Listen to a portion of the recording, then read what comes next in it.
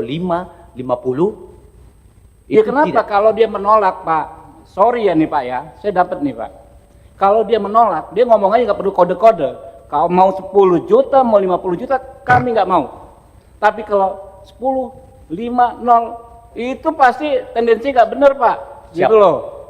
Jangan melindungi gitu loh. Kita terbuka aja Pak, ini kita di Republik, malu kita. Emosi Ketua Komisi 3 DPR RI Habibur Rahman meledak saat rapat dengar pendapat umum RDPU Komisi 3 DPR RI Rabu 22 Juni 2026. Habibur Rahman mencecar jajaran bidang profesi dan pengamanan Propam Polda Lampung terkait dugaan permintaan uang 50 juta rupiah kepada pedagang bensin eceran asal Waikanan, Lampung.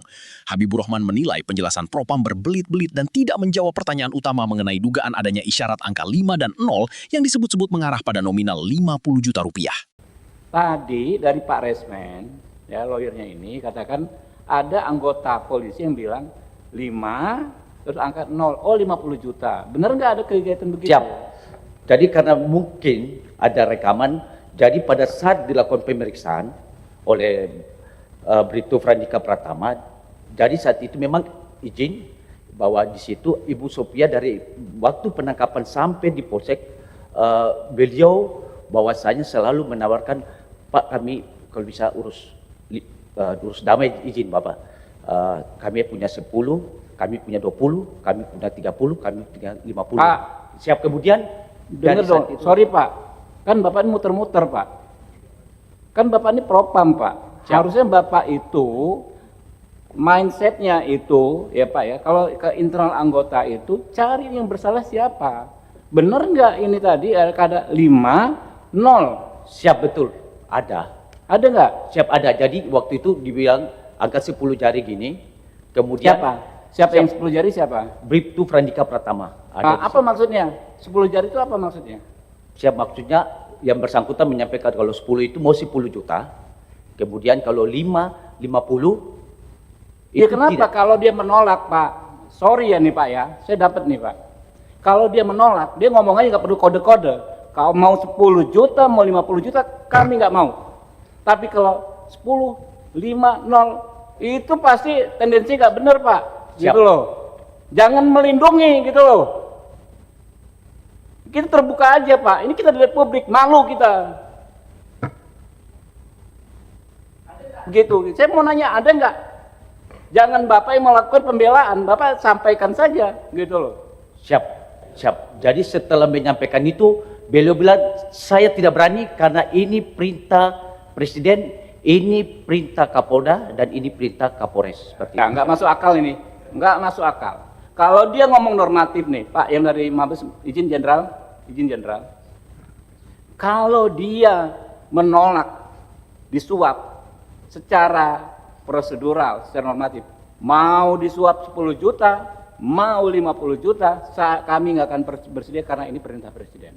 Tapi kalau dia bilang 10 juta, 5, 0. Maksudnya apa? Ini kan ibu ini kan orang normal, bukan apa namanya orang yang harus pakai bahasa isyarat. Apa maksudnya pakai bahasa isyarat? Dia ngomongnya 10 juta gimana? Menawarkannya Siap, gimana? Pak, mohon izin menawarkan kami ada 10 Pak. Terus saya masih abaikan, dan karena saya pada situ saya depan komputer sedang mengetik interogasi nama Bapak Hartono. Kemudian masih saja seperti itu berulang kali. Saya bilang mau 10 ataupun 50 Pak, saya nggak berani dan saya nggak sanggup. Ya. Mohon izin. Nah, ada gestur Bapak sebut angka gini 5. Siap. Apa maksudnya Pak? Kan maunya kalau ngomong soal angka 10 juta dan 50 juta dalam konteks prosedural nggak perlu pakai kode-kode. Siap. Maksudnya kode gimana? Mohon izin pimpinan, pada saat itu saya refleks karena saya sedang fokus. Jadi fokus saya terbagi-bagi pimpinan. Ya nggak ada Saya hubungannya Pak. Hubungannya apa? Kan Bapak kan sedang berbicara. Kan orangnya ada di depan, ya kan ya. Siap. Mau 10 juta, 50 juta, ya kan? Siap. Saya nggak mau gitu kan ya. Kode 5, 0 itu gimana? Karena pada saat itu saya sedang interogasi Hartono dan Ibu Sophia di sebelah kiri Pak Hartono. Jadi saya refleks berbicara kepada Ibu Sophia, mau 10 atau 50 saya nggak berani dan saya nggak bisa Bu. Langsung saya kembali lagi, dan karena saya fokus, karena pada saat itu sudah sangat malam sekali. Ya ini Bu, yang soal 10 juta, 50 juta itu gitu. gimana Bu? Nah gini, kalau 10 juta itu nggak usah bawa kemana-mana Pak, di sini aja itu gimana gitu. Terus aduh, ada seingat saya bilang gini, gini Siapa yang gini siapa? Pak Prandika, Ngomongnya gimana? Gini? taruh aja gini. Angka 5-0, Bapak Iya. ini tadi ngomong. Terus saya bilang, saya jelasin karena saya ibu-ibu ya Pak ya. Iya. Saya bilang berarti 50 itu Pak gitu. Saya bilang gitu. Nah sampai saya kalau bilang kalau 50 saya nggak ada, terus terang aja. Kalau 10 saya usahakan. Ketika pemeriksaan sejak awal atas tersangka, sudah diberitahu nggak hak-hak terdakwa bahwa dia harus didampingi oleh pengacara. Yang ketiga, Ini Propam. mumpung Pak Wayan, ada pengacara nggak waktu itu Pak? Penyidiknya? Diperiksa pertama pakai pengacara nggak? Oh nggak ada Pak. Hah? Dipakai rekaman Pak biar bisa ini? Siap, mohon izin pimpinan, untuk awalan di BAI atau interogasi belum menggunakan pengacara komandan. Siap, mohon izin. Padahal kan memang kalau di KUHP yang baru sudah harus ada pengacara sejak paling awal. Ya. Memang di sini ada dua pokok permasalahan yang patut kita dalami. Yang pertama ada indikasi ataupun dugaan pemerasan 50 juta dari oknum. Dan yang kedua mengenai masalahnya sendiri tentang penimbunan. Kalau yang pertama, kami di sini ingin mendorong pimpinan bahwa menurut kami kalau misalnya ini tidak bisa selesai oleh Polda Lampung, kami dorong supaya Propam Mabes Polri juga bisa jalan juga, memantau langsung bagaimana kinerja daripada rekan-rekan Propam di Polda Lampung ini bisa menjalankan sesuai dengan ketentuan atau tidak. Karena kami melihat di sini sepertinya tidak semuanya diungkapkan. Ada beberapa yang terlihat memihak terhadap anggota tersebut. Mohon maaf, saya setuju tadi yang disampaikan oleh pimpinan. Di sini pun ada propamnya. Apabila memang anggota tersebut tidak mau, katakan dengan tegas tidak di awal. Nah, sekarang mari kita lihat energi. Tadi disebutkan, ini perintah Presiden Prabowo, tunggu dulu. Jangan-jangan kita salah menafsir ini kepolisian. Hanya karena salat Hormuz perang, Anda perang pula nangkapin yang kayak gitu. Menurut saya nggak nyambung logika itu. Tidak, Pak. Karena kewajiban negara mengantarkan BBM itu sampai ke depan-depan pintu rumah rakyat itu. Kita baru sampai di kecamatan. Itu pun tadi kalau di Lampung satu kecamatan bisa berapa kecamatan. Jadi kewajiban negara belum dipenuhi, Pak.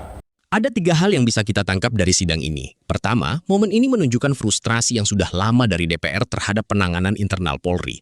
Sudah berkali-kali Komisi 3 memanggil Propam, tapi jawabannya selalu itu-itu saja. Sedang proses, akan dilakukan pemeriksaan, kami tidak melindungi oknum. Namun di lapangan, seperti di Wekanan ini terus berulang. Habibur Rahman sebagai Ketua Komisi 3 tahu betul bahwa citra Polri sedang berada di ujung tanduk. Kalau kasus seperti ini saja tidak ditangani dengan tegas, bagaimana masyarakat bisa percaya bahwa Polri mampu memberantas korupsi besar-besaran? Ketiga, momen menggebrak meja dan teriak malu kita. Itu bukan sekedar emosi, itu adalah sinyal politik yang sangat kuat. Habibur Rahman ingin menyampaikan pesan keras kepada seluruh institusi Polri. Kami di DPR sedang serius mengawasi kalian. Saya pribadi setuju dengan amarah Habibur Rahman. Di saat masyarakat semakin kritis terhadap kinerja aparat penegak hukum, Polri justru harus lebih transparan dan tegas terhadap oknum-oknumnya. Bukan malah terkesan menutup-nutupi. Kalimat malu kita yang diucapkannya itu sebenarnya mewakili perasaan banyak orang Indonesia yang sudah muak dengan praktik pemerasan oleh oknum aparat. Namun di sisi lain, kita juga harus fair. 1 atau 2 oknum jangan sampai merusak nama baik seluruh institusi Polri. Yang dibutuhkan sekarang bukan hanya teriakan dan gebrakan meja di rapat DPR, tapi tindakan nyata, pemecatan tegas, proses hukum yang cepat, dan reformasi internal yang sungguh-sungguh. Kalau kasus Waikanan ini dibiarkan berlarut-larut, kepercayaan publik terhadap Polri akan semakin anjlok, dan itu sangat berbahaya bagi stabilitas keamanan negara. Bagaimana menurut kalian? Apakah Propam memang sedang melindungi oknum, atau Habibur Rahman terlalu emosional dalam rapat kali ini? Tulis pendapat kalian di kolom komentar ya. Jangan lupa like dan share video ini kalau kalian juga muak dengan praktek seperti ini.